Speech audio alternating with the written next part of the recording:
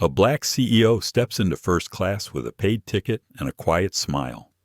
Seconds later, a flight attendant blocks her path. A stranger sits in her seat. Phones lift.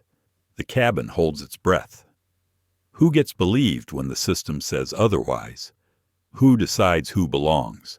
When a screen says no and a voice says not you? What happens when the calmest person in the room refuses to move? This is Dr. Camille Rutherford. Not loud, not angry, strategic, empathetic. A woman who carries proof in a leather folio and patience like an instrument. In a narrow aisle suspended above the clouds, a small insult becomes a public trial. A live stream grows. A crew doubles down. A manager calculates. A choice arrives that could cost millions. Will dignity win against convenience? Will one seat change an airline?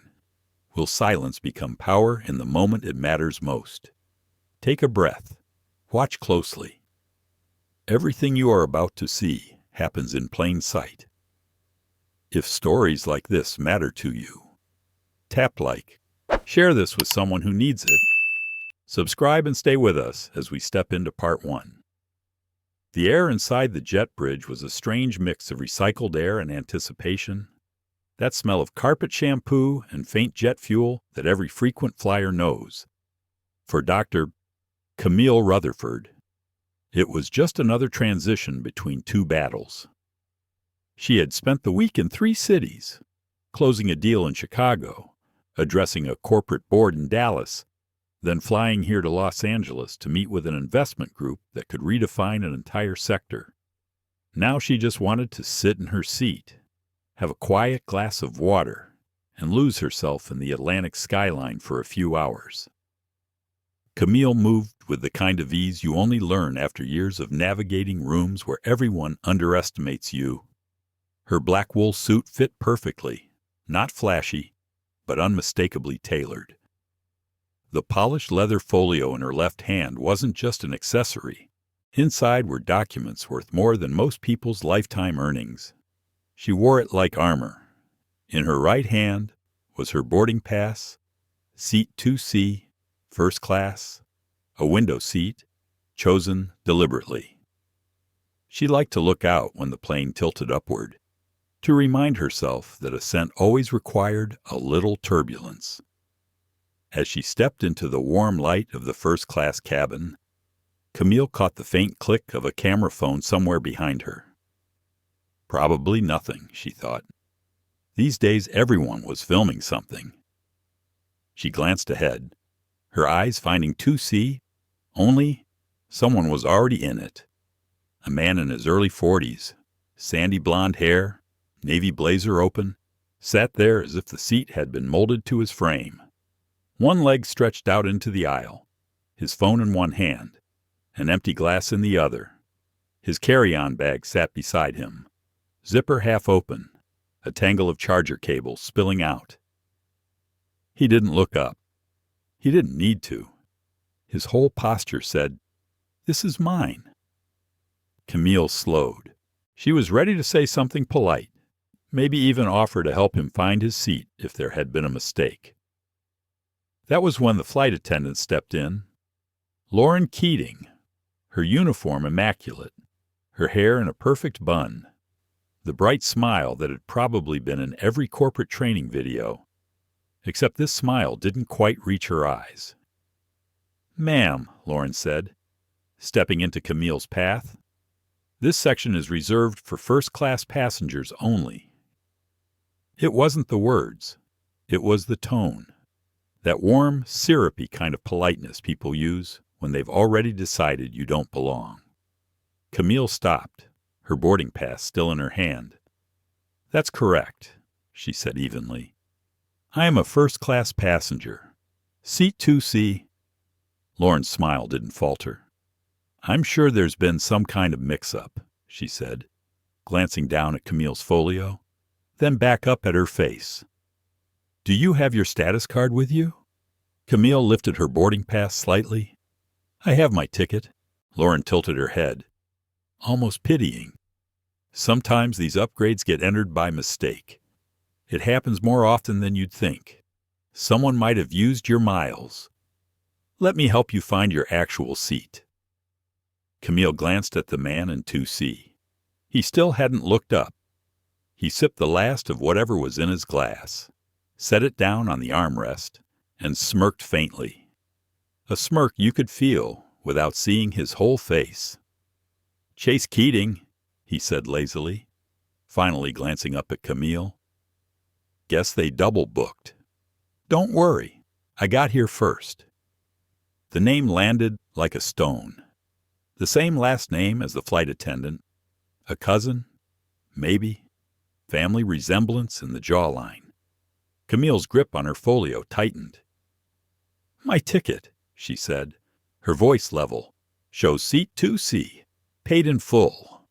Lauren's smile hardened just a fraction. "Let me just confirm with the gate system," she said, already waving toward the aisle.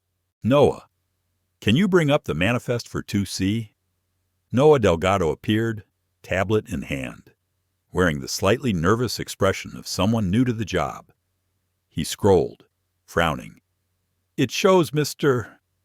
Keating checked in for 2C this morning," he said. "No other notes." Camille could feel it, the weight of every eye in that cabin beginning to turn. The first-class passengers pretending to scroll their phones while listening. The row of business-class passengers leaning just slightly forward to catch a glimpse. Lauren's tone softened, but it was the kind of softness that didn't invite comfort. "Ma'am, if you'll just step aside, we'll get you seated in your assigned place." Camille stood still. She wasn't blocking anyone. She wasn't raising her voice. But her mind was moving. She had been here before, in different forms. The time at the hotel when they told her the executive floor was full, only to hand the key to the man behind her. The time a junior associate was congratulated on her closing deal because they assumed he was the lead.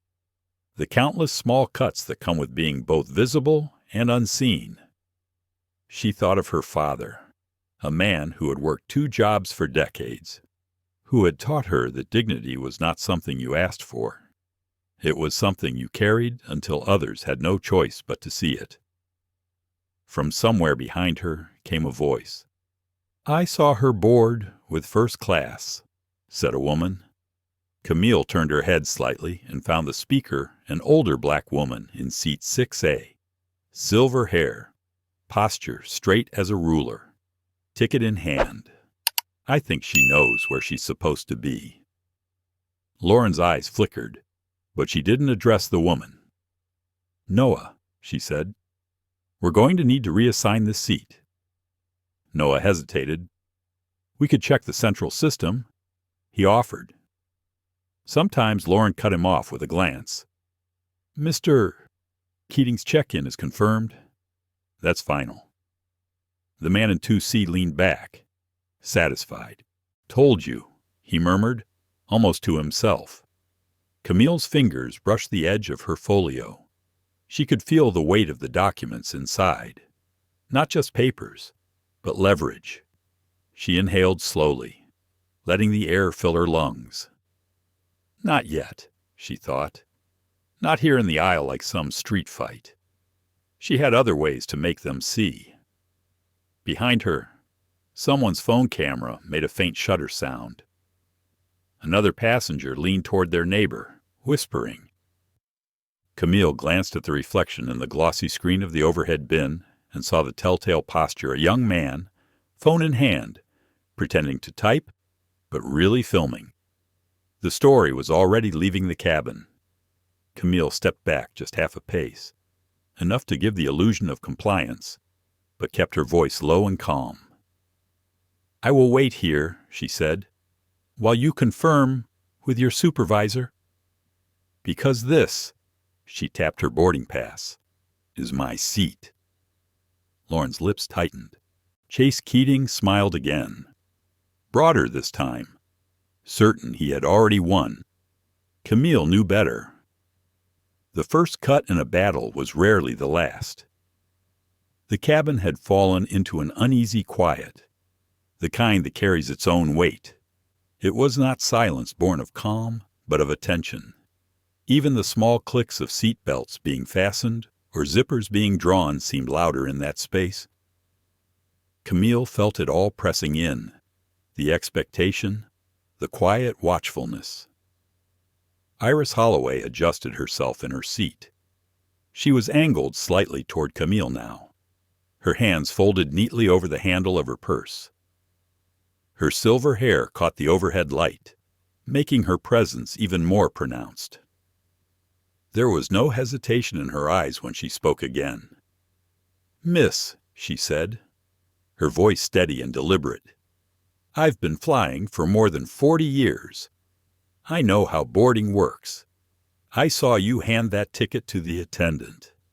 I saw you walk down here with first-class passengers. I don't see any reason you shouldn't be sitting where you belong."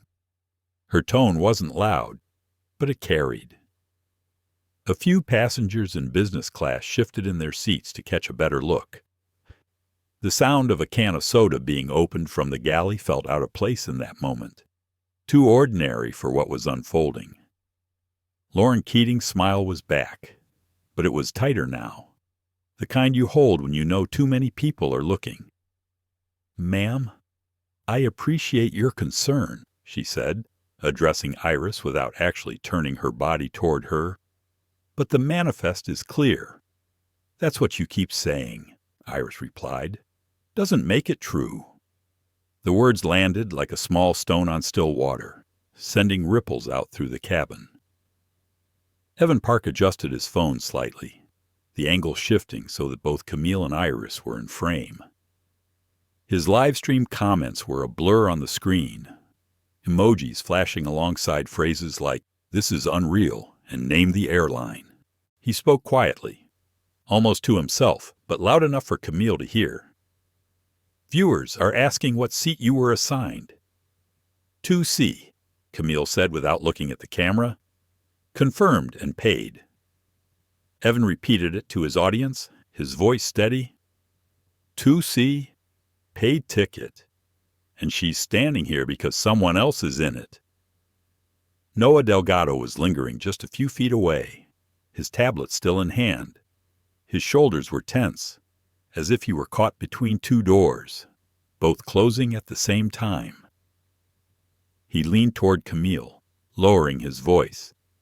"I can escalate this to my supervisor at the gate. It might take a few minutes, but it's the right way to do it." Camille met his gaze. "Then do it." Noah hesitated, glancing toward Lauren. She didn't say a word, but the flicker in her eyes was enough to make him straighten his back and step away. Chase Keating gave a quiet chuckle from the seat. "This is all a bit dramatic. Don't you think?" he said, leaning back as if settling in for a show. "In the end, it's just a chair." Camille turned her head toward him, her eyes calm but direct. "If it were just a chair," she said, "you wouldn't be fighting so hard to keep it." His smirk faltered for a fraction of a second before returning. "I'm not fighting. I'm sitting where I was told to sit. And I'm standing where I was told to stand." She replied. Lauren stepped closer, lowering her voice in a way that made the conversation feel suddenly more personal, though half the cabin could still hear her. "Dr. Rutherford, you're holding up our departure. This really isn't worth all the trouble. We can make you comfortable in another seat, and you'll be compensated for the inconvenience." Camille tilted her head slightly. "The inconvenience is that I'm being asked to give up what I purchased to someone connected to you, without any verification beyond what's on your screen. The inconvenience is that I am being treated as if I do not belong here. That is not something you can compensate with a drink voucher." Evan's phone caught the exchange perfectly. The livestream viewer count ticked past 1,000. Comments kept scrolling, She's handling this like a queen. Name and shame. That crew. I hope this goes viral." Iris Holloway spoke again, her voice calm but cutting. "I've seen this before. Maybe not here, maybe not with you, but I've seen it. They count on people being too embarrassed to argue." Camille gave a small nod in acknowledgement, then turned her eyes back to Lorne. "I'm not embarrassed," she said. For a moment, Lorne didn't respond. She looked past Camille, toward the galley, then back at Chase. It was subtle, but the connection was there. The kind of glance that passes between people who know each other well enough to communicate without words. Noah returned, his face slightly flushed. "The gate supervisor says they're coming down," he said, sounding both relieved and tense. "They're going to review the booking systems." Lauren's smile tightened. "Fine. But while we wait, we need to keep the aisle clear." "I'm not blocking anyone," Camille said, her voice even, "and I'll be right here when your supervisor arrives." Chase muttered something under his breath. Evan caught it on the mic, replayed it in a low murmur to his audience. He just said, "This is ridiculous." The comments section lit up again. The flight was still at the gate. The captain's voice came over the intercom, announcing a slight delay due to boarding procedures, though his tone carried no hint of the drama unfolding behind the curtain. Camille could feel the minutes stretching, each one another thread tightening in the weave of this moment. She thought about walking away, just to make it end, but the thought barely formed before it dissolved. Walking away meant leaving the pattern intact. It meant confirming the assumption that her presence here was negotiable. Iris reached for her water bottle, unscrewing the cap slowly. "You know," she said, "sometimes you've got to let them know they picked the wrong one." Camille allowed herself the faintest smile. "Sometimes," she agreed. From the back of the cabin, a woman in a navy blazer began moving forward, her pace brisk. She carried a small tablet of her own and wore the look of someone already prepared to mediate.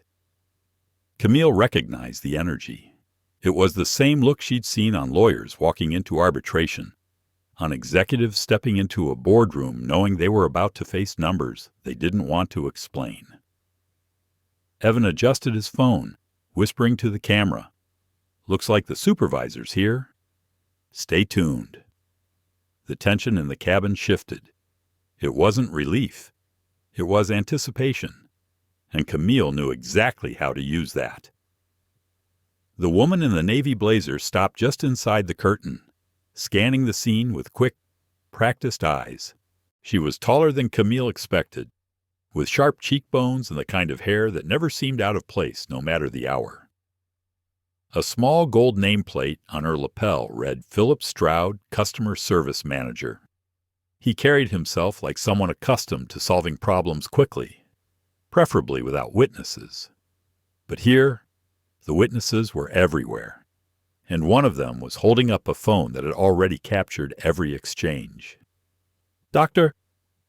Rutherford Stroud's voice was calm, almost warm, but there was something underneath an urgency to get control of the narrative. Camille inclined her head slightly. "That's correct. I understand there's been a seating discrepancy," he said, glancing toward Lorne before returning his attention to Camille. "We'll get this resolved." Lorne straightened a little, her hands clasped in front of her. "Mr. Stroud. The manifest has Mr. Keating in 2C, confirmed during morning check-in. Dr. Rutherford's ticket appears to be an upgrade that wasn't processed correctly." Camille's gaze stayed on Stroud. "It wasn't an upgrade. It was purchased directly. Corporate account. Paid in full." Stroud gave a small nod, the kind that signaled he'd heard, but not yet decided which version would become official. "I'll need to verify both records," he said, extending a hand toward Noah. Noah stepped forward, handing over his tablet. His eyes flicked to Camille, a subtle acknowledgement that he had at least tried to keep the process honest. Stroud scrolled for several moments, his brow tightening slightly. "It seems," he said slowly, "that the central system does have Dr. Rutherford listed for 2C, but the check-in terminal at the gate registered Mr. Keating first." "That's a conflict. Conflict or not," Camille said evenly. "I boarded with my ticket, was on time, and found my seat occupied. What happens next is up to you." There was no heat in her voice, but the weight of her words seemed to hang there. She let the silence stretch just enough to make Stroud look away first. From his seat, Chase Keating gave an exaggerated sigh. "Look, I don't know how your computers work. All I know is they told me to sit here. That's what I'm doing." "Seems simple." "It's not simple," Camille said without looking at him. Evan's phone caught it all. The viewer count was climbing past 2,000 now, with comments scrolling fast enough to blur. Camille could feel the presence of that unseen audience, like a pressure at her back. It wasn't why she was standing her ground, but it was a reminder that this would not vanish into the air if they wanted it to. Stroud shifted his stance, one hand resting on the tablet, the other on his hip. "Here's what I propose," he began. "We reseat Dr. Rutherford in 4A for this flight. Upon arrival, we'll process a refund for the difference and provide a travel credit for the inconvenience." Camille studied him for a moment. She thought about the deals she had closed, the mergers she had blocked, the late-night negotiations where every pause was a tactic. She thought about the way people like Stroud were trained to offer a token, to make you believe it was fair, to move on quickly before the imbalance could be challenged. She placed her folio on the edge of the bulkhead wall, unzipping it slowly. The sound of the zipper was soft, but it drew eyes. Inside, neatly arranged, were documents in heavy cream folders. She pulled one free, its cover embossed with the understated logo of her company. "I think you should know," she said, her voice carrying just enough to reach the first few rows, "that Rutherford Global Holdings is a strategic investor in several aviation technology firms that supply both Atlas Pacific Airlines and its competitors. I'm on this flight because tomorrow morning, in New York, I have a meeting that will determine where a very large contract will go." Lauren's eyes flickered, but she didn't speak. Stroud kept his posture neutral, but his attention sharpened. "I understand," he said carefully. "I'm also aware," Camille continued, "that public perception has measurable impact on brand valuation, especially when that perception can be shaped in real time." She didn't need to look at Evan's phone. The implication was clear enough. Stroud's jaw tightened slightly. He glanced at Chase, then at Lauren, and finally back to Camille. "I see," he said after a beat. "Let me make a call to the operations desk. Please wait here." He stepped toward the galley, speaking in low tones into a small earpiece. Lauren followed him, her smile gone now, replaced by a thin line of tension. Iris Holloway leaned forward in her seat, speaking quietly to Camille. That was a good move. Camille allowed herself the faintest smile. Sometimes paper weighs more than steel. Chase shifted uncomfortably in his seat, his earlier confidence dimming under the stillness that had settled on Camille. She stood as if rooted, her folio resting against her side again, the folder still visible to anyone looking. Evan's voice was barely above a whisper as he narrated to his audience. "She just told them she controls contracts that affect the airline. You can see their faces change." Minutes passed, marked only by the quiet shuffling of passengers settling themselves. The captain's voice returned. announcing they were still finalizing boarding procedures. His tone was even, but there was an edge of impatience now. Stroud reappeared, his expression measured. "Dr. Rutherford," he said, "I've spoken with operations. The system will be updated immediately to reflect your original booking. You may take your seat in 2C. Camille gave a small nod, not of gratitude, but acknowledgement. She stepped forward, her gaze meeting Chase's. "You'll need to move," she said calmly. Chase opened his mouth, then closed it again. His eyes flicked toward Lauren, but she was already looking away, with a muttered, "Fine." He gathered his things, the scrape of his carry-on bag against the floor sounding louder than it should. Camille slid into the seat, setting her folio carefully on the armrest. The leather felt cool under her fingertips. She fastened her seat belt, adjusted the angle of the window shade, and let out a slow, steady breath. Across the aisle, Iris gave her a nod of quiet approval. Evan lowered his phone slightly, but the red recording light still glowed. The battle for the seat was over, but Camille knew the real story was only just beginning. Because what had happened here would not stay in this cabin. It never did. Camille settled into 2C with the slow, deliberate movements of someone reclaiming ground they never should have lost. The leather of the seat was warm from Chase's body heat, the faint scent of his cologne still clinging to the air. She ignored it. Her folio rested on her lap now, her fingers lightly tapping the edge of it in an absent rhythm only she could hear. Across the aisle, Iris Holloway gave her a small, satisfied smile before returning to the crossword in her lap. Evan had angled his phone slightly toward the window, narrating softly for his growing audience, but keeping Camille in the corner of the frame. She could feel the hum of the live stream without needing to see it.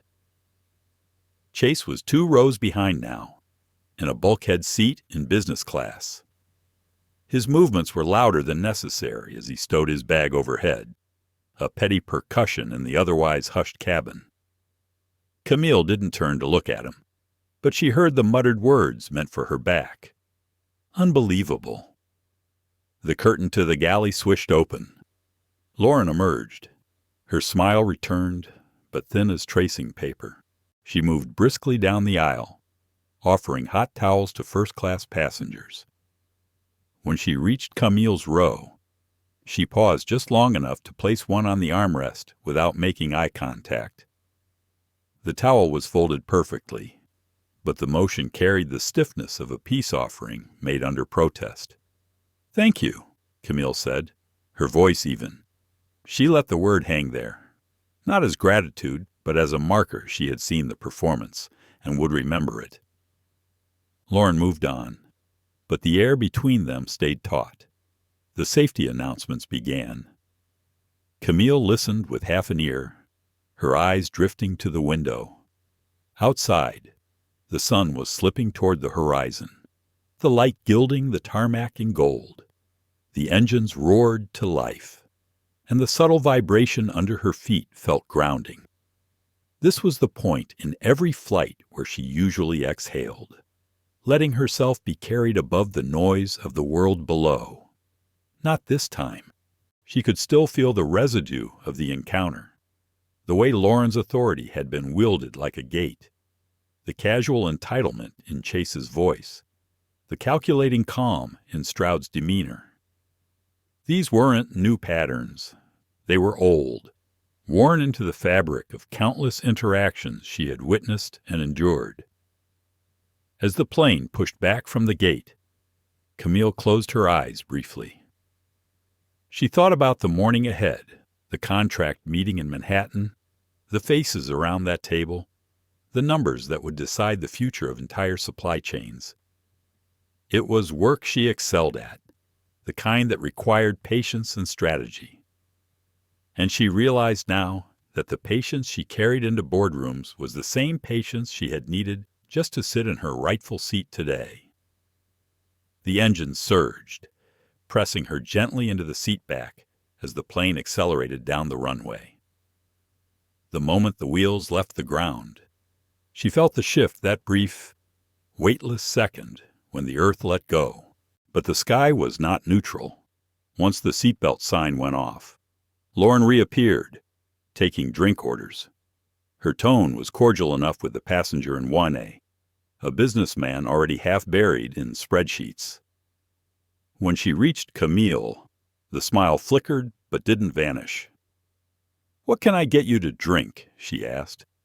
"Just water for now," Camille said.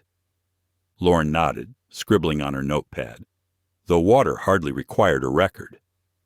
She moved on quickly, as if Camille's presence were a smudge she could avoid by glancing past it. Minutes later, Lauren returned with a tray. The water was there, but the glass was warm to the touch, condensation already beating along the sides. Camille took a sip and set it down carefully. From the galley, muted voices carried forward. Camille couldn't make out every word, but she caught her name once, twice. The tone was unmistakable that clipped hurried cadence of people discussing a problem they thought was out of earshot. Heaven's phone angled slightly again, as if he had heard it too. He didn't speak to his audience this time. He just kept recording. Iris looked up from her crossword. "They're not done with you," she said quietly. Camille's gaze stayed forward. "I know."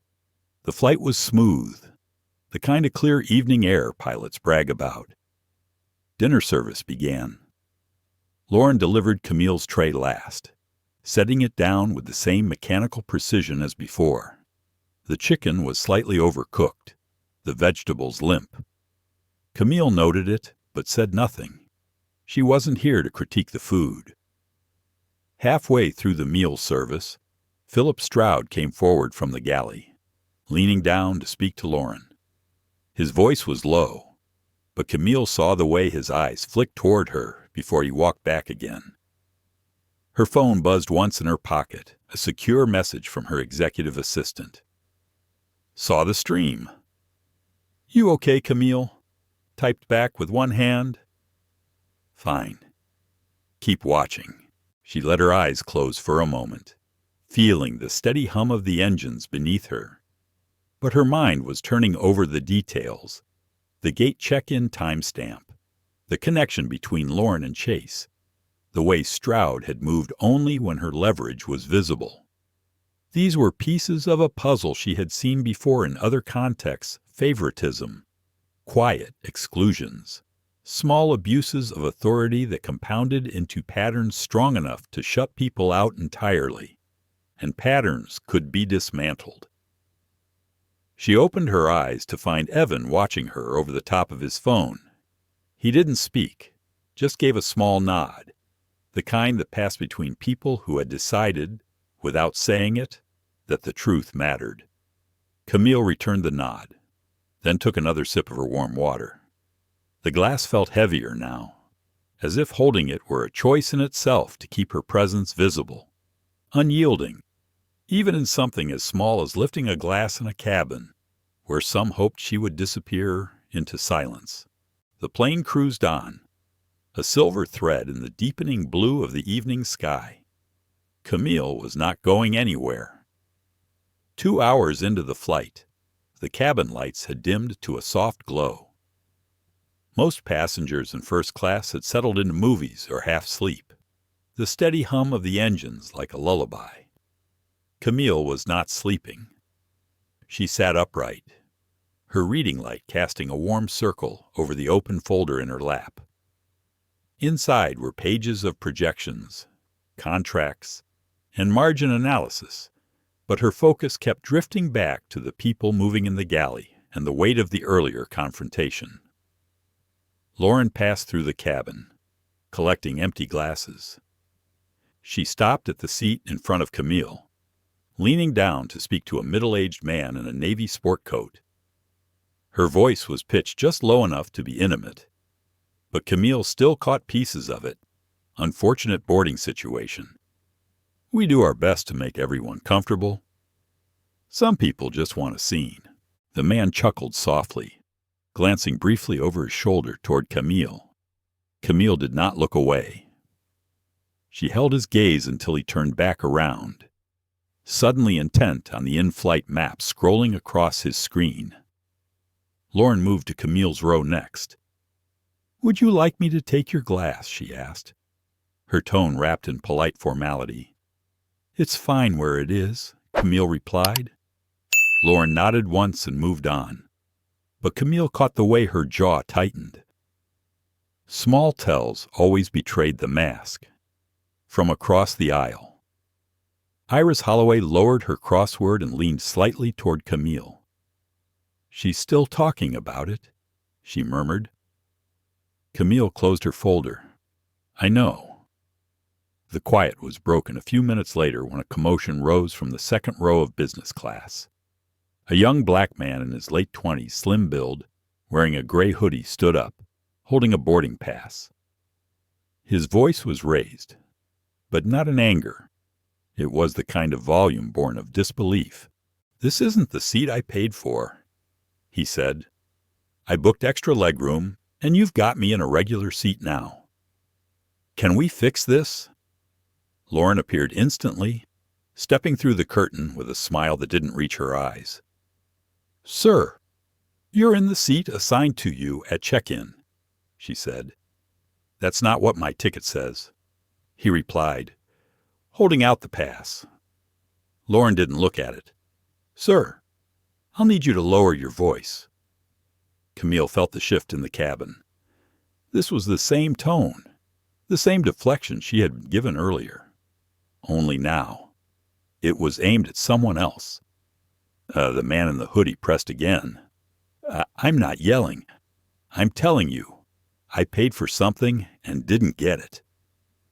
Lauren gave a quick glance toward the galley, where Stroud was emerging. He took the ticket, scanned it, and without apology said, "There was an equipment change. You're in a standard seat now. We can process a refund later." The man's shoulders stiffened. "Later. That's it." Stroud's smile was corporate neutral. "That's it." Camille could see the frustration rising in the man's face. She also saw the way a few passengers in business class were shaking their heads, as if annoyed by the interruption rather than the injustice. Evan's phone was already angled toward the exchange. His viewers were getting another chapter of the story, one that mirrored the first too closely to ignore. Camille unfastened her seatbelt and stood, moving to the curtain. She didn't insert herself immediately. She simply watched until Stroud noticed her presence. "Dr. Rutherford," he said, forcing a polite smile. "Is everything all right, it seems," Camille said, "that another passenger has experienced a similar discrepancy to mine."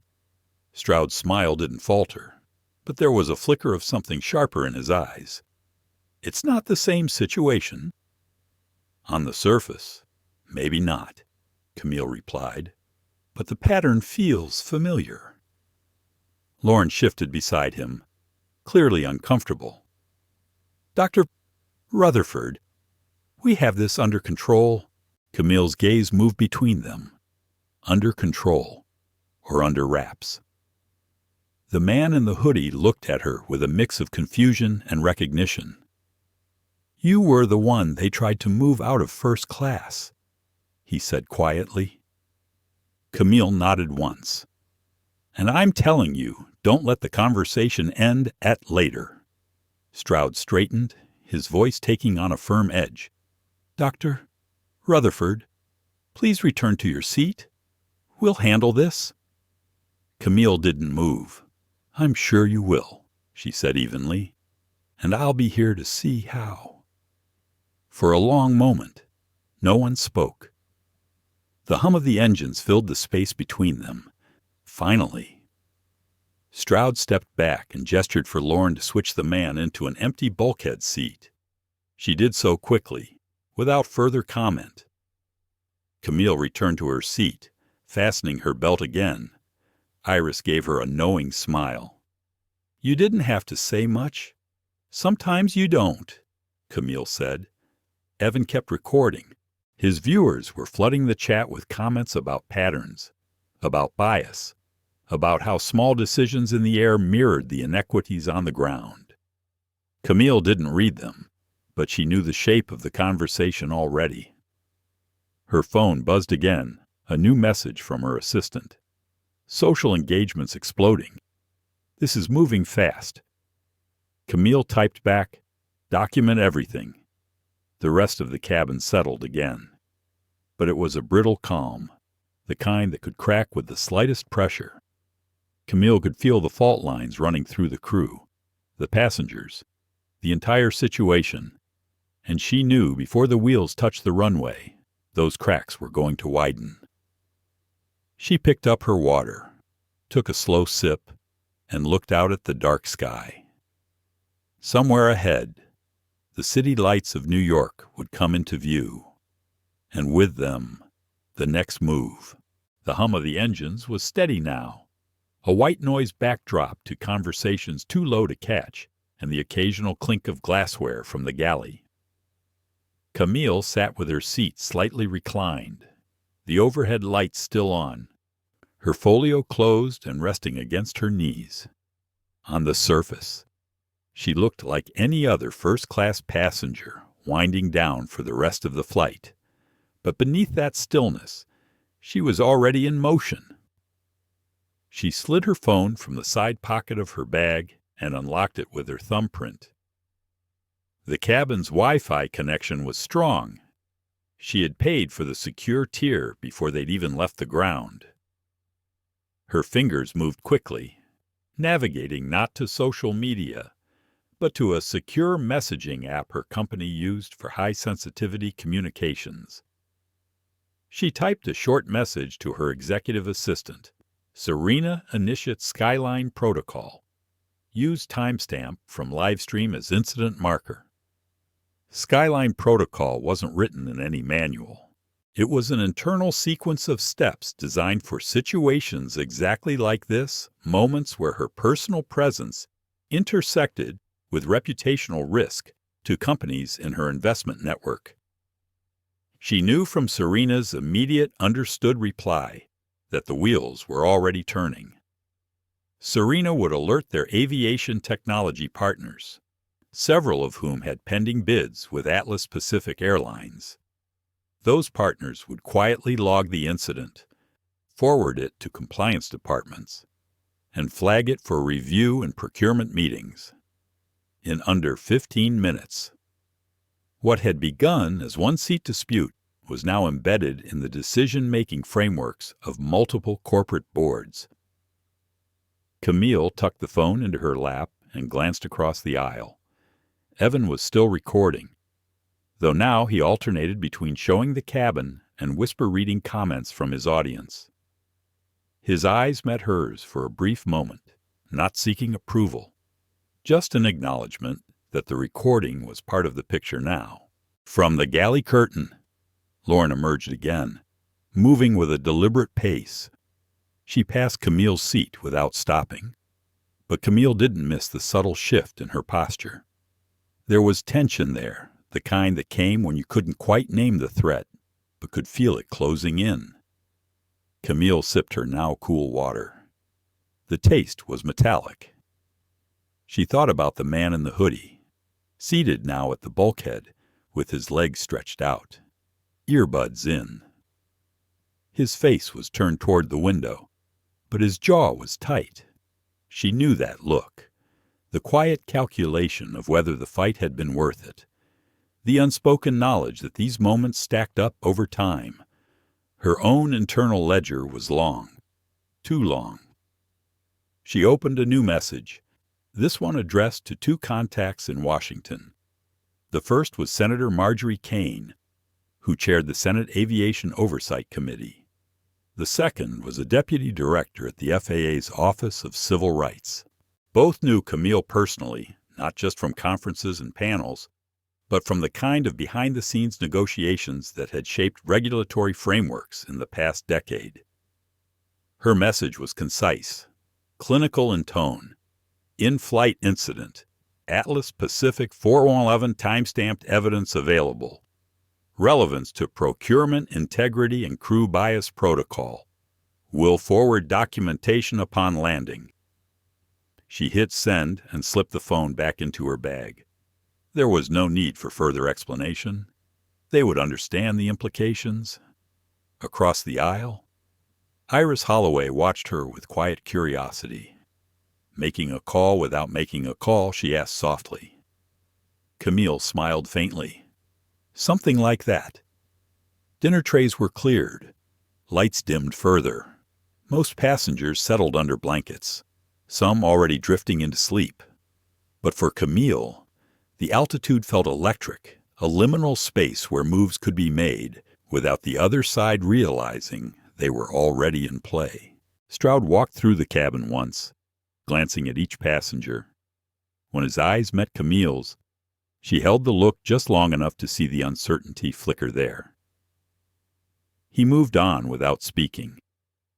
She leaned her head back, closing her eyes, but her mind stayed in motion. She imagined the messages pinging across time zones, compliance officers flagging emails, procurement analysts adding new notes to vendor profiles, communications teams drafting in case of inquiry statements they hoped they would never have to use.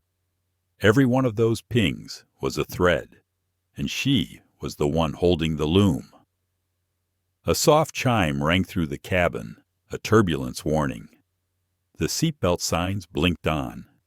The plane dipped slightly, then steadied. Lauren's voice came over the PA, reminding everyone to remain seated. Camille fastened her belt, her hands calm on the buckle. The irony wasn't lost on her. The same voice that had tried to move her from her seat was now telling everyone to stay exactly where they were. She thought about what would happen after landing. The sequence she had set in motion wasn't designed for spectacle. It was designed for inevitability. There would be meetings behind closed doors, phone calls that started with off the record, and eventually, decisions that seemed to appear out of nowhere, but had been months in the making. And if the live stream kept circulating as she suspected it would, the pressure would mount faster. Public scrutiny had a way of speeding up private accountability. She glanced at the man in the hoodie again. He caught her eye this time, lifting his chin slightly in a silent thanks. She returned the gesture. The turbulence eased. The cabin settled back into its previous rhythm. But Camille could feel the shift. It wasn't visible yet, but it was there, the crew's wariness, the passengers' sideways glances, the awareness that this flight was no longer just a flight. She reached into her folio and pulled out a pen, jotting a brief note in the margin of a contract draft. Altitude is just another stage. Never forget the audience. When she set the pen down, her hands were steady. The rest of the flight might pass in quiet, but the landing would not, and that was exactly the point. The captain's voice came over the intercom, calm and practiced. Ladies and gentlemen, we'll be beginning our descent into New York shortly. Please ensure your seat backs and tray tables are in their upright positions. The chime sounded, and the cabin lights brightened slightly. Passengers stirred, stretching legs and finishing last sips of coffee or tea. Camille straightened her seat, sliding her folio back into her bag.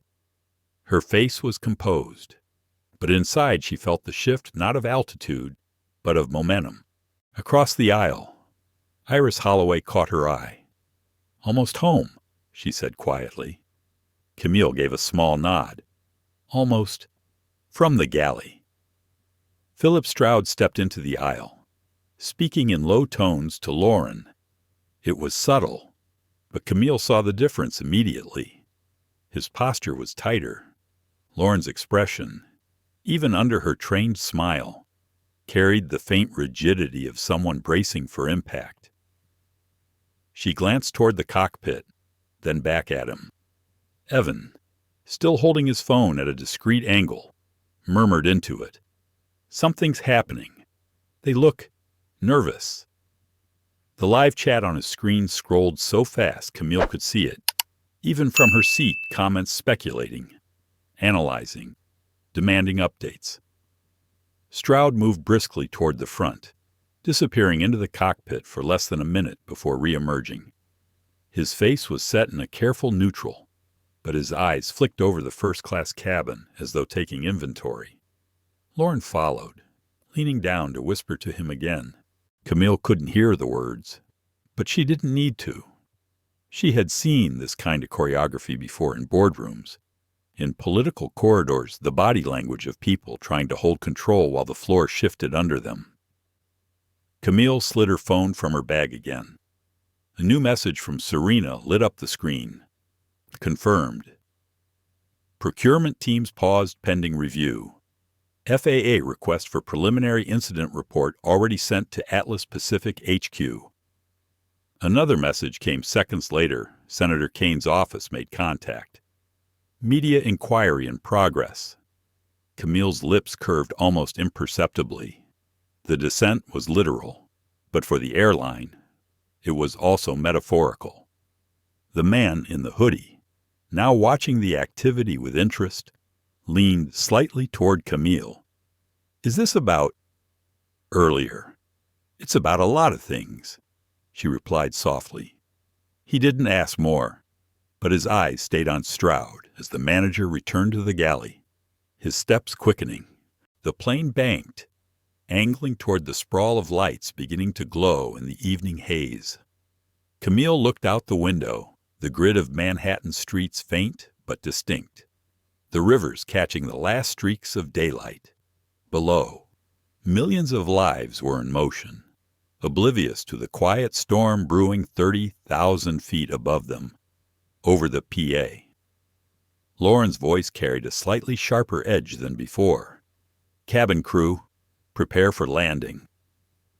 She moved down the aisle to check belts and latches, pausing briefly at Camille's row. "Everything's secure here. Dr. Rutherford." Camille met her gaze. "Everything's in place." Lauren's jaw tightened just enough to be noticed before she moved on. As the wheels lowered with a muffled thud, Camille could feel the air in the cabin change. The conversations around her had quieted, and even those who didn't know the details sensed an undercurrent of unease from the crew. The turbulence was minimal, but the atmosphere was heavy. Her phone buzzed again. This time, it was a message from an unfamiliar number, but the signature at the bottom made her pause. Martin Greer, CEO, Atlas Pacific Airlines. The message was short. "Dr. Rutherford, I've been made aware of a situation on Flight 411. I'd like to speak as soon as you land." She typed back, "Understood. I'll make time." The landing gear locked with a final clunk. The city lights grew brighter, larger. Camille tucked her phone away, fastening her gaze forward as the runway rushed up to meet them. The moment the wheels touched down, she felt that subtle release, the body knowing it was back on solid ground. But for the airline, nothing would feel solid for long. As the plane taxied toward the gate, the crew's choreography became even more strained. Stroud disappeared again into the cockpit, returning with a stiff half-smile that convinced no one. Lauren moved briskly, avoiding eye contact with Camille entirely. Evan's phone captured it, all the clipped movements, the low whispers, the kind of tension that made even seasoned travelers sit up straighter. The captain's voice came again. "Welcome to New York. Please remain seated with your seatbelts fastened until we've reached the gate." Camille sat still, her hands resting lightly on her knees. She had no intention of moving first. She knew from experience that patience was often the most unnerving tactic. As the jet bridge approached, a voice from the galley caught her attention, a hushed, urgent tone. "They want to meet her at the door." Lauren's response was just as low. "Who's someone from corporate?" They're already here. Camille didn't react outwardly, but inside, she felt the pieces lock into place. The descent was over. The confrontation was about to begin. The seatbelt sign went off with a familiar chime. Passengers unbuckled, the rustle of bags and jackets filling the cabin, but Camille stayed seated, watching the forward galley with measured calm. She could hear them now, voices just beyond the closed door, speaking in clipped, businesslike tones. Lauren moved toward the exit, her professional smile firmly in place. She was met by two men in dark suits and a woman in a navy coat.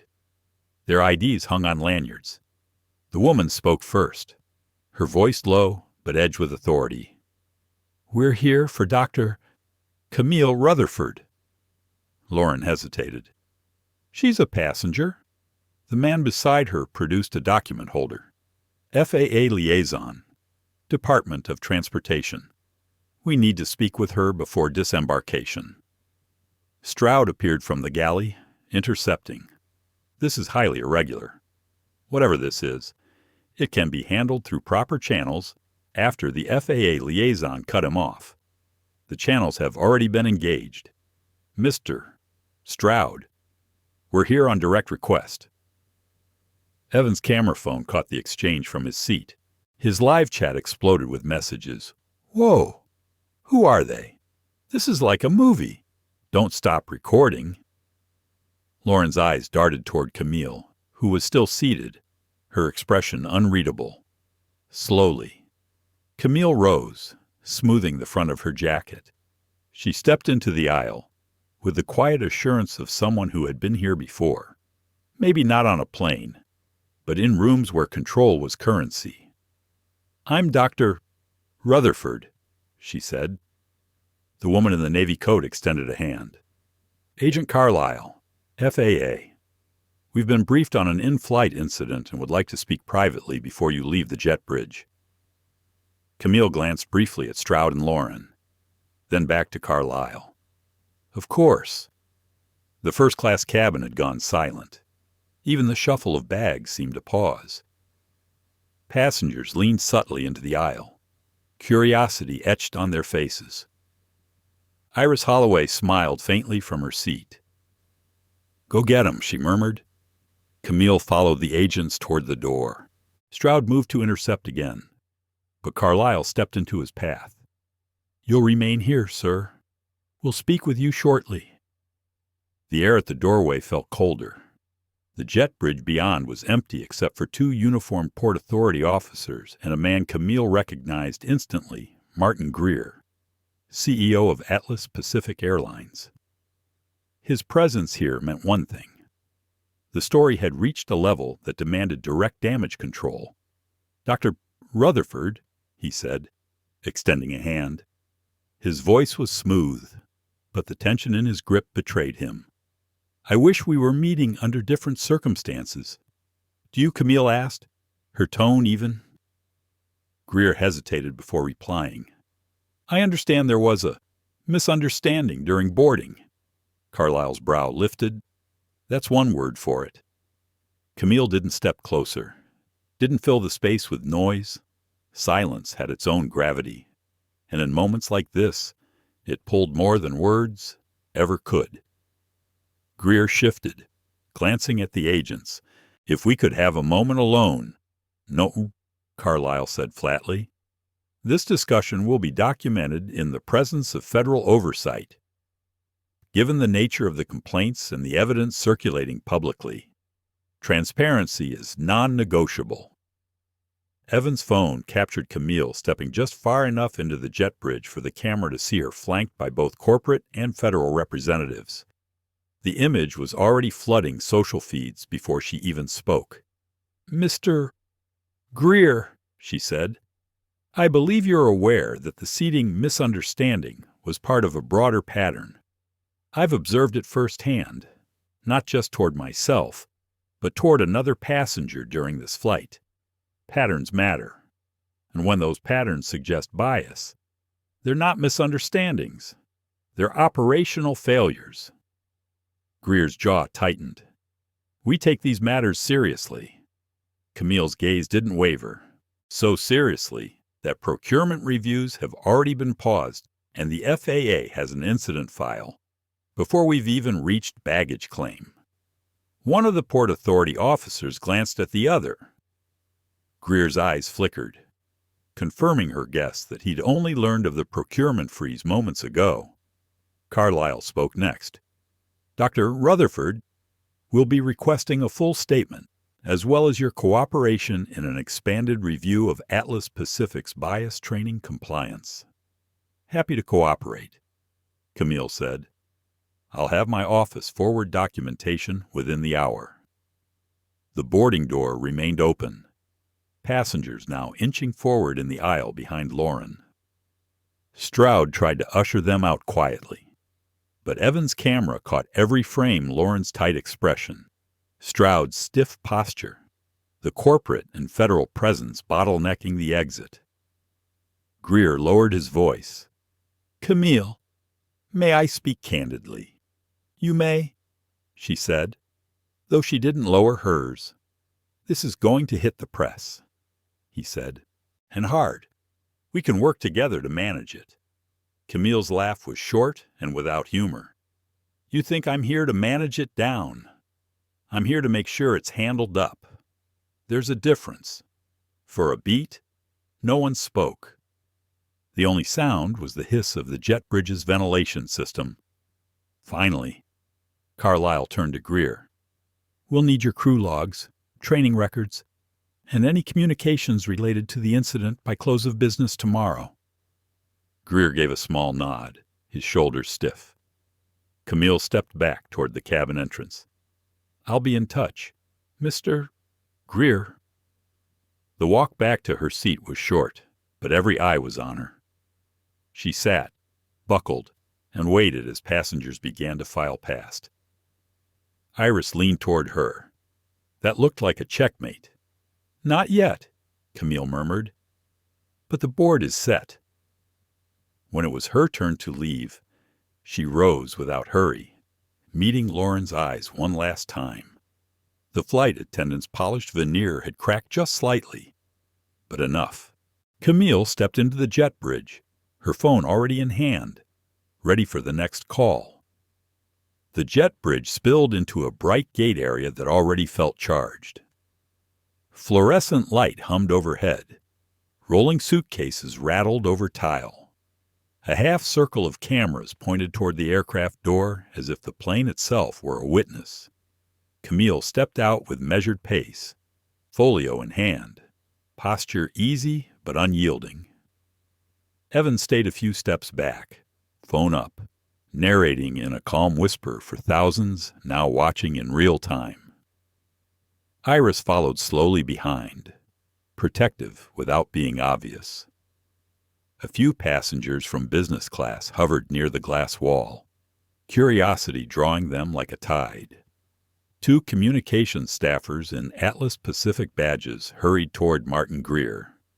One tried to angle his body between the cameras and the CEO. It did not matter. Lenses had already found him. A microphone with a blue logo pushed forward. Mr. Greer, did your crew attempt to remove a first-class passenger because of a status card check? Greer's jaw tightened. We are gathering facts. The safety and dignity of our customers are our highest priorities. The words were polished. The tone was not. He looked at Camille and gave a small nod that asked for space. She did not grant it. She turned so her voice would carry. My name is Dr. Camille Rutherford. I held a confirmed first-class ticket for Seat 2C on Atlas Pacific Flight 411.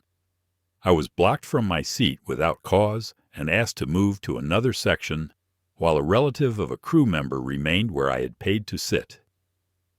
I was not the only passenger pressured to accept less than what he purchased. I want to be very clear. What happened today is not a misunderstanding. It is a pattern. Microphones edged closer. The gate area stilled. Even the conveyor of a nearby snack kiosk seemed to quiet. Agent Carlisle from the FAA stepped into view, her badge visible. "We have opened a preliminary inquiry. We will be gathering statements and records immediately." A reporter lifted her press badge. Dana Whitmore. She had been quiet during the flight. Now her voice was crisp. "Dr. Rutherford, are you alleging discrimination?" "I am describing what occurred," Camille said. "The words used, the posture taken, the decisions made. When those elements line up against the same kind of passenger again and again, you do not need to allege. You only need to point." Her phone buzzed. An incoming call lit the screen. "Senator Marjorie Kane." Camille answered and pressed speaker. The circle of cameras leaned in. "Dr. Rutherford," the senator said, her voice steady and unmistakable. "My office has been briefed. The hearing on airline accountability is on the calendar next week. Based on what I have seen tonight, this incident will be entered into the record. Mr.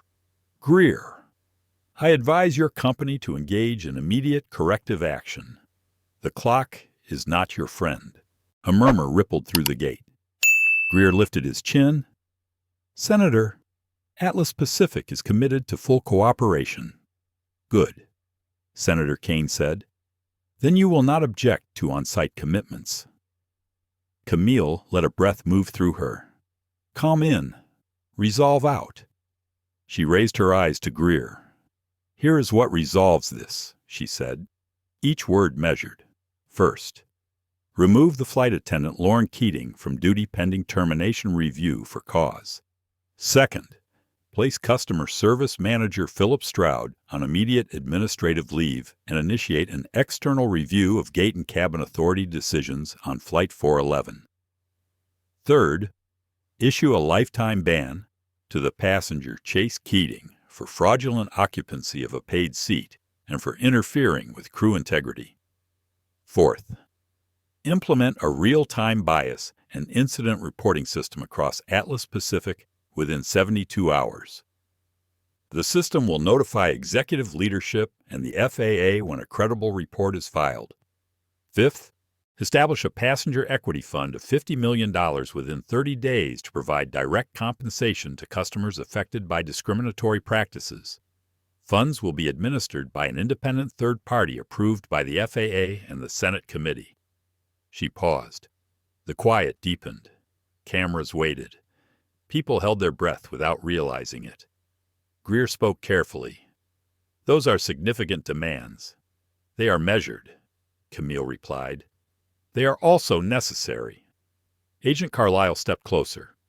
"From a compliance perspective, the fourth and fifth items will materially reduce systemic risk over time." Donna raised her microphone. "Dr. Rutherford, do you benefit from any of these actions?" "No," Camille said. "There is no fee, no contract, and no benefit to me or my company. My aim is accountability and prevention. My firm will not administer the training or the fund. Independent partners will." Greer looked down at his phone. A text from legal, another from the board chair, a third from the head of procurement who had already felt the pause triggered by Camille's network. His face gave nothing away, but the weight of those messages pulled at his shoulders. A reporter called out, "Mr. Greer, will you agree right now?" Greer did not answer. He looked at Camille. "I need to consult my team." "You have 60 seconds, Camille said. "This is a live environment. The terms are public. Delay is also public." The number landed like a bell tolling. Evan repeated it quietly into his stream. She gave him 60 seconds. His chat erupted. The count began to scroll in text. 59, 58, 57. Greer's communications lead leaned in. "We cannot decide this here." Greer did not look at him. He called his general counsel. "One ring. Connection." He listened, eyes fixed on the floor tile. as a list of risks and remedies spilled through the line. He looked up at Agent Carlisle. "If we agree now, will the FAA acknowledge the steps while the investigation proceeds?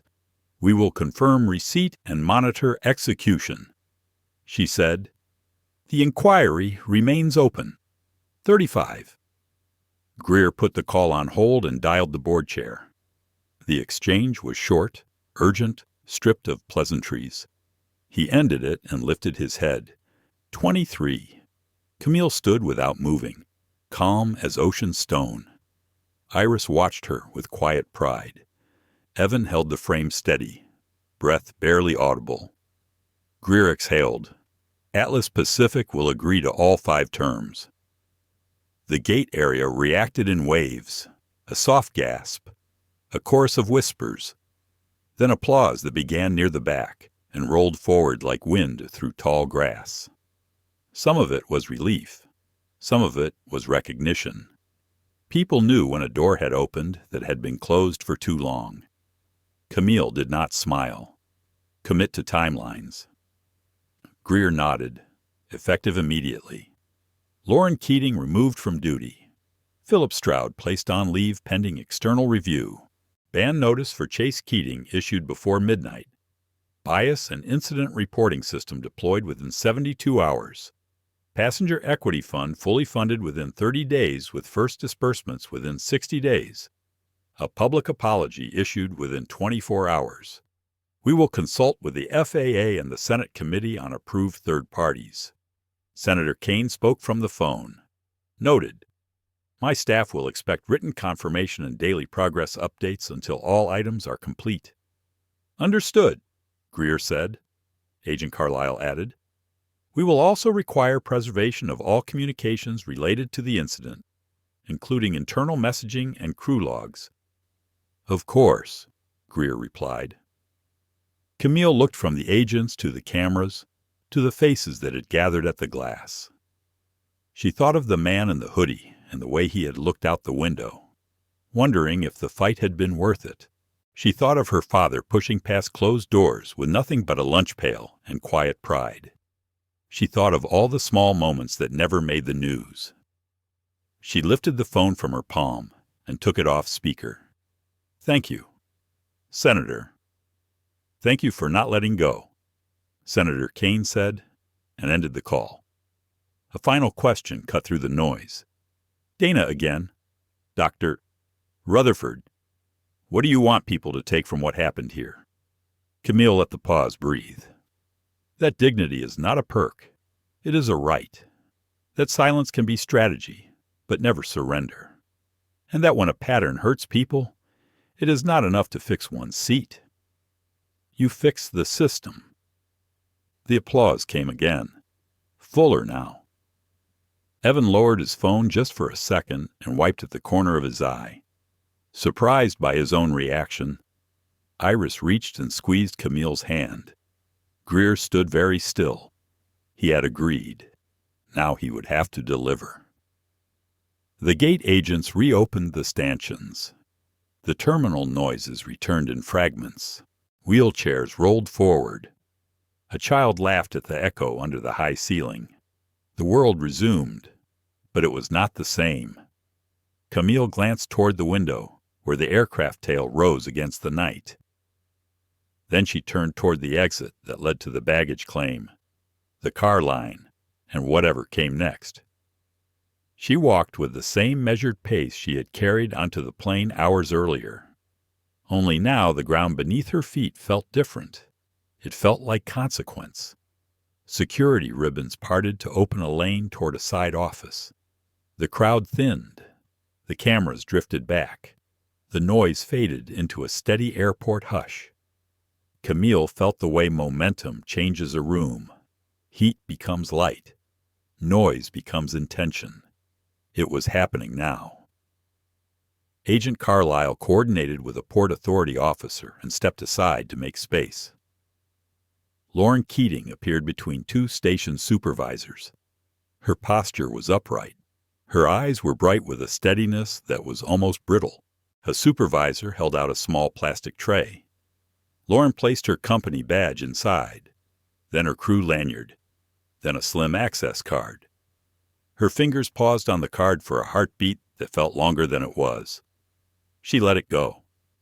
Philip Stroud arrived next, flanked by an operations lead and an HR representative with a tablet. He did not resist. He signed a receipt for temporary custody of his device. He handed over a radio clipped to his belt. His voice was level when he asked where he should wait for the external review. The HR rep pointed to a door and thanked him for his cooperation. The word cooperation looked heavy in the air. Across the concourse, a notification chimed on a phone with the Atlas Pacific logo. A gate agent glanced down, then another at a nearby counter, then a third. A short message had gone out to all station staff in the hub. Confidence message issued. Bias and incident reporting tool will go live in 72 hours.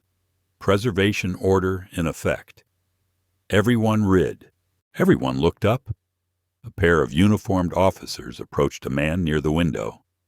Chase Keating stood, arms folded tight across his chest. He looked between the officers and his phone. He had just read the email. The words were plain. Permanent ban from Atlas Pacific flights. Term cited. He tried to laugh it off. It did not come out as a laugh. The officers were calm. They explained the process. They asked for acknowledgement of receipt. He signed on the screen with a small angry loop for a signature. He looked toward Camille then, surprised by the impulse to seek an appeal in her eyes. She met his look without anger and without invitation. He dropped his gaze first. Evan kept his camera on the wide shot. He narrated in a near whisper. His voice had changed. The heat was gone. What remained was quiet witness. He panned to Iris, who stood at a slight distance with her purse in both hands. Iris nodded once toward the office where Lauren had gone. Her face was thoughtful and tired and sure. Agent Carlyle returned to Camille with 2 forms and a recorder. She spoke in clear lines that did not waste time. She asked for a statement on the sequence of events. Camille answered in the same clear lines. Times, phrases, movements. She added the observation about the second passenger in business class and the equipment change explanation. She used the word pattern again. Carlyle wrote it in the margin and underlined it. A familiar figure stepped from the jet bridge. Captain Warren Holt. His hat was tucked under his arm. He had the bearing of a man who had flown through a lot of weather and still loved the sky. He approached with a measured pace and stopped an arm's length away. "Dr. Rutherford," he said, "I want to apologize on behalf of the flight deck. Our duty is to everyone on board. That includes dignity. If I had known what was unfolding in the cabin, I would have stepped forward sooner. I did not. I am sorry." Camille read the sincerity in the lines around his eyes. She held his apology with care. "Thank you, Captain," she said. "Your words matter." He cleared his throat. "With your permission, I would like to walk you to baggage claim. There is no protocol that requires it. I am asking because it is the right thing to do, and because my daughters will ask me what I did tonight." For the first time since the aircraft door opened, Camille let a small smile reach her eyes. "I would be honored. Captain Holt." They began to move. Not a procession and not a performance. Just 2 people walking. Evan followed at a respectful distance. He lifted his phone, then paused. He looked at his screen and at the 2 figures ahead and made a choice. He lowered the phone and slid it into his pocket. The chat erupted with question marks. He typed a quiet note instead. "Give them a moment." He watched with his eyes. It felt right. As they passed the man in the hoodie, He straightened and stepped toward Camille. "Thank you," he said. No edge in his voice now, just something clean and steady. "Thank you for not letting them make it small." She touched his shoulder lightly. "You did that too," she said. "Do not forget it." At the base of the escalator, Iris caught up. She walked on the other side of Camille. 3 people in a line that felt like a simple answer to a complicated day. Iris spoke without looking over. "I flew through here in '79 with my husband on our way to see his mother. We were moved 3 times that day for no reasons that made sense. He told me to let it go. I carried it anyway. I am going to sleep better tonight." Camille listened in that deliberate way she had. Then she said, "Soft things do not mean small things. Sometimes the quiet parts change the world more than the loud ones." They reached the carousel. The belt was not moving yet. A digital sign flickered and then confirmed the flight number. People gathered in loose circles, some stealing second looks, some giving nods that lasted half a second longer than usual. Martin Greer approached again, slower this time. There was no podium here, no cameras in his face now, just the weight of what he had agreed to carry. He looked at Captain Holt, then at Camille. "Thank you for walking with me toward this," he said to her. "I know it is not your job to fix what we broke. It is your job." Camille said, "I will watch. Others will watch. The work will either get done or it will not. If it does, you will not need me next time. That is the only outcome that interests me." He nodded. "I understand." The belt started to move with a clank and a hum. The first bag slid down. A child clapped at the emerging luggage like it was a small parade. In another corner of the carousel area, Agent Carlisle spoke quietly with a pair of airport police officers and a representative from the union. She handed them a checklist: preservation order, training rosters, communications archive. Her pen moved. People listened. Camille's phone vibrated again. Serena had sent a summary. Procurement pauses confirmed across 3 partner firms. Press calls multiplying. Independent fund administrators sending proposals by morning. Camille replied with a single word: "Noted." The carousel delivered a familiar black suitcase with a thin red ribbon tied to the handle. Camille stepped forward. Captain Holt reached to lift it as a simple courtesy. She let him. He set it down beside her with a gentle thud. Captain Holt looked at her and then beyond her. He squared his shoulders. He spoke in a voice that could carry to any cabin. "When a door is closed to the right person, a pilot knows what to do. You turn around, you return to the gate, you start again. We will start again." A few nearby passengers applauded, small and sincere. It was not the roar of the gate area earlier. That was fine. This moment did not need to be loud. Evan stood a little apart, thinking about the digital witness idea he had scribbled into his notes on the plane. A foundation that could teach people how to document and de-escalate and insist with clarity. He had not meant to think like a founder tonight. Now the thought would not leave. Iris touched Camille's arm.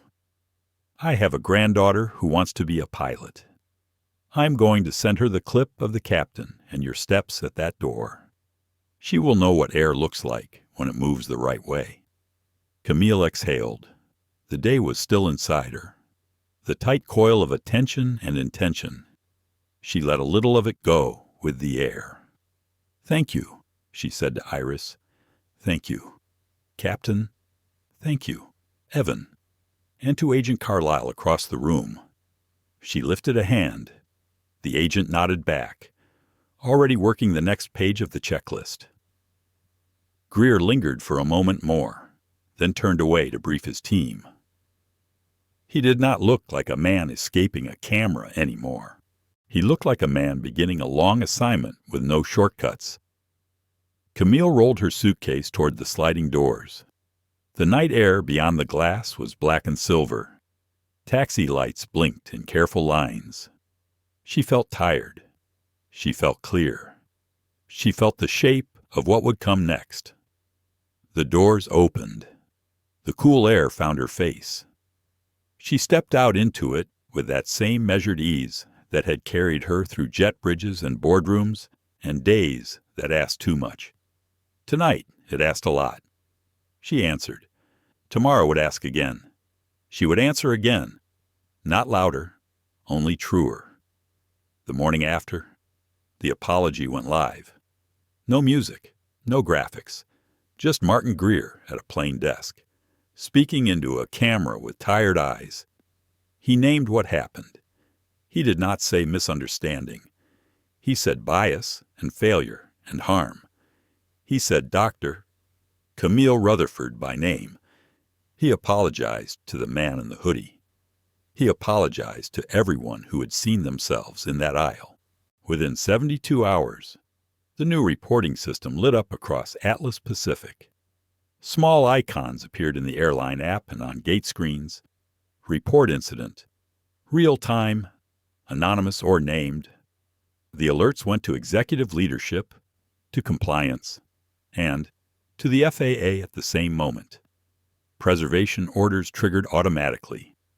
Screenshots flowed to secure folders. The paper trail became a living thing. Staff briefings ran on the hour. Not a video to click past, but live sessions with questions and notes and faces. Union reps sat beside compliance officers. Station managers sat beside new hires. Noah Delgado was in the second row at his hub, a legal pad open, a fresh pen in hand. He asked the first question of the day. What do we do when the system conflicts with what we are seeing with our own eyes? The trainer circled the question on a whiteboard. Start here, she said. 30 days later. The Passenger Equity Fund opened its portal. Not a maze, not a wall of text, just a set of simple questions and a status bar. Claims were reviewed by an independent partner. Compensation posted to bank accounts without a phone tree. On launch day, the first approvals landed. People shared screenshots the way people once shared vacation photos, not as celebration, but as relief. Lauren Keating did not return to duty. The external review described a series of choices that crossed from error into harm. It did not flatten her into a villain. It named training gaps and cultural signals that had rewarded certainty over care. It did not remove accountability.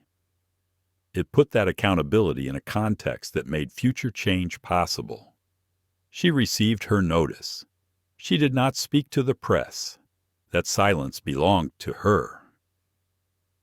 Philip Stroud accepted the findings that placed him on leave. He wrote a letter that acknowledged how quickly he reached for a voucher and a seat swap. He explained how easy it had been to see a problem as a schedule rather than a person. He did not ask to be excused. He asked to learn.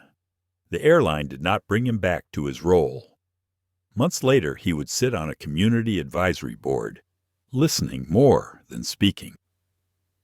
The man in the hoodie received a personal apology and a refund that matched the difference he had been promised. It arrived with a note from a real person at the airline. He read it once, then again, then closed the laptop and went for a long walk around his block. That night, he slept without replaying the exchange in his head. Evan Park incorporated the Digital Witness Initiative with the help of a professor who had taught media ethics in an afternoon classroom with flickering lights. The first workshops were held in a borrowed library room. 10 people came, then 20, then 100 on a live stream. The curriculum was simple. Record preserve. De-escalate when you can. Escalate when you must. And know the law of the place you are standing. He raised small donations and turned them into small grants for travelers who had documented hard moments without turning them into spectacles. Senator Marjorie Kane held the hearing a week later. It did not have the drama of a movie. It had folders and sworn statements and long hours. Camille spoke without ornament. She described times and tones and the slow burn of stacked assumptions. Agent Carlisle presented early data from the reporting system. Dana Whitmore entered her article into the record and then asked 2 questions that quieted the room. Iris Holloway sat at the back with a notebook and a thermos of tea. At one point, she closed her eyes and nodded to herself, as if releasing something she had carried since her flight in '79. The Passenger Equity Act moved out of committee with a bipartisan vote. It did not solve everything. No law can. It did set clear deadlines for incident responses. It required independent audits of training effectiveness. It created whistleblower protections for crew who reported patterns, not just events. It made it harder to bury a problem under a shift change. Atlas Pacific trained with independent partners chosen by the FAA and the Senate committee. Not a slide deck, but scenario work where people spoke lines they had spoken before, and then learned to hear them as other people heard them. A captain sat in the front row sometimes. Warren Holt came to one session on his day off, hat in his lap, listening like a student. In a quiet hour at home, Camille placed a boarding pass into a thin wood frame. 2C, Flight 411, the date printed in small letters. She set it on a shelf in her office beside a simple photo of her father standing next to a bus stop sign on a winter morning. Lunch pail in one hand, coat collar turned up against the cold. She did not curate the room for visitors. She curated it for memory. Serena emailed a monthly summary. Procurement pauses had been lifted for firms that adopted the reporting standard. The fund had paid out to hundreds. The average response time on incident review had fallen below 24 hours. The number of first responses that included a real apology rose each month. Serena added a short line at the end. A reminder that you are speaking at the university next week. Topic requested is dignity as infrastructure. Camille smiled at the phrase and replied, "Yes." Noah received an internal award for speaking up in the training session. It came with a letter signed by the head of customer operations. He taped the letter inside the door of his locker, not where others would see it, but where he would. Before each shift, he read the first sentence. "Thank you for choosing clarity over speed." At the next hub visit, Camille saw a small girl with braids and a backpack covered in stars turn to stare at Captain Holt as he walked by. The girl lifted her hand in a tiny wave. The captain stopped, crouched to her height, and asked if she liked airplanes. She said she wanted to fly one. He told her she would. He said it like a statement of weather. Clear morning tomorrow. Camille did not return to the news cycle. She granted one long interview to Dana that read like a case study rather than a profile. The headline was plain: How a Seat Became a System. The last paragraph quoted a line Camille had scribbled on a contract draft in the air. Altitude is another stage. Never forget the audience. On a cool evening a few months later, Iris received a message from her granddaughter. It was a photo of a young woman in a flight school hangar, hands on a headset, grin like sunrise. The caption said, "First solo next week." Iris sat at her kitchen table with the phone face down and let herself cry for a minute, the way you do when a circle closes and opens at the same time. Greer sent quarterly updates to the FAA and the Senate committee. They were full of numbers that moved in the right direction. Some numbers did not. He did not hide those. He wrote backup plans. He asked for feedback like a student.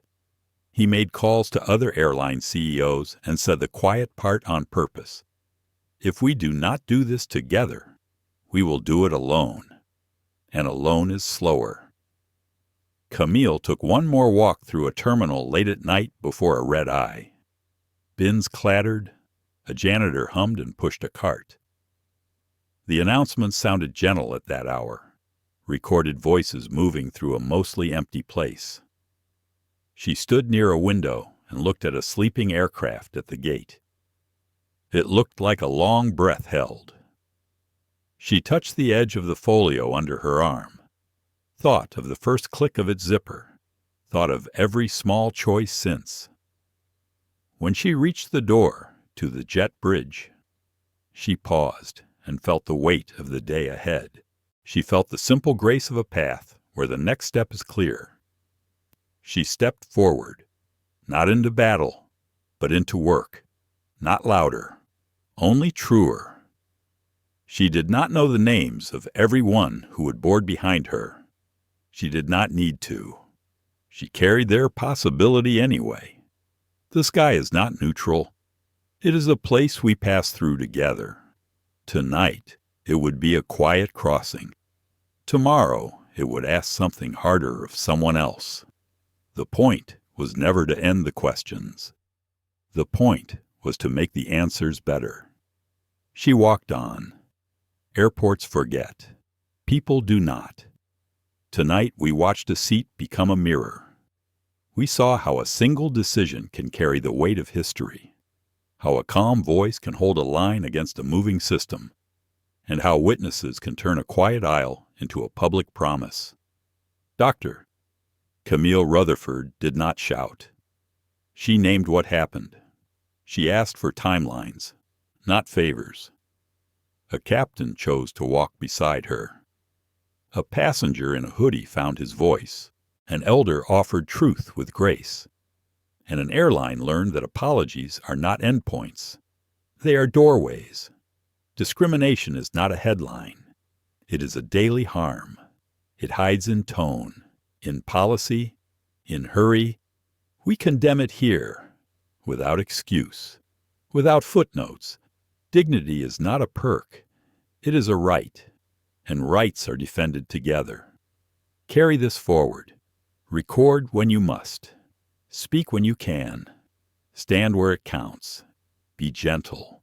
Be firm. Be the person who keeps the door open one moment longer for the next traveler who is told to step back. If this story moved you, tap like to lift it. Share it so the next cabin is braver. Subscribe and stay with us. More voices are coming. More reckonings. More quiet victories. We will be here for the next flight, and the one after that.